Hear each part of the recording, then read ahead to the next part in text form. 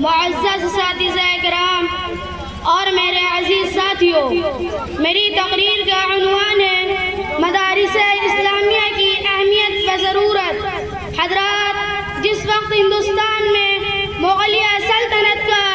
آخری چراغ ٹمٹما رہا تھا، اس وقت نہ صرف مسلمانوں کا اقتدار بلکہ ان کا دین و ایمان اور مذہب و عقیدہ سب خطرے میں پڑ گیا تھا۔ مغربی سامراج کے بڑھتے ہوئے قدم اسلامی اقدار مٹانے لگے تھے۔ انبیاء کرام سے صحیح نسبت رکھنے والے، ان کی تعلیمات کو حرز جاں بنانے والے اس گھٹا ٹوپ تاریکی میں نظر نہ آتے تھے۔ دولت مندوں کو اپنی تفریحی مشاغل اور تعیشات سے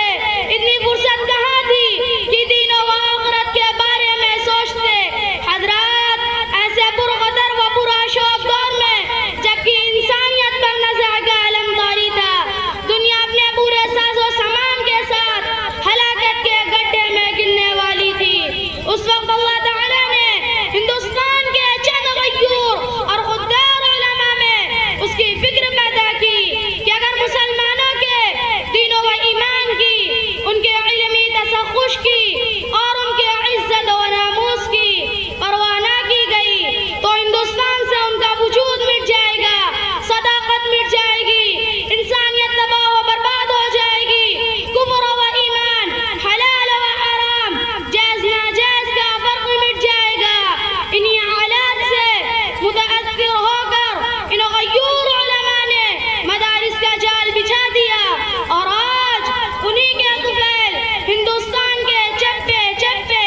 اور دنیا کے غوشے غوشے سے قال اللہ اور قال الرسول کی صدائیں بلند ہو رہی ہیں۔ حضرات، یہ مدارس ہی وہ پاور ہاؤس بجلی گھر ہے جہاں سے پوری انسانیت کو ایمان کی روشنی اور عقیدے کا نور حاصل ہوتا ہے۔ مدارس ہی ہیں جہاں اللہ کے دین کے سپاہی تیار ہوتے ہیں جو کفر و شرک، ضلالت و گمراہی کے تبیس پردوں کو جھاگ کرتے ہیں اور حق و باطل اور توحید و شرک کے درمیان فرق کو واضح کرتے ہیں اور پوری ملت اسلامیہ کو اسلام کی کسوٹی پر لانے کی کوشش کرتے ہیں۔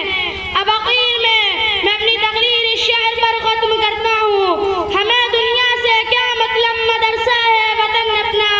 ہمیں دنیا سے کیا مطلب، مدرسہ ہے وطن اپنا، مریں گے ہم کتابوں پر، ورق ہوگا کفن اپنا۔ وآخر دعوانا ان الحمد للہ رب العالمین۔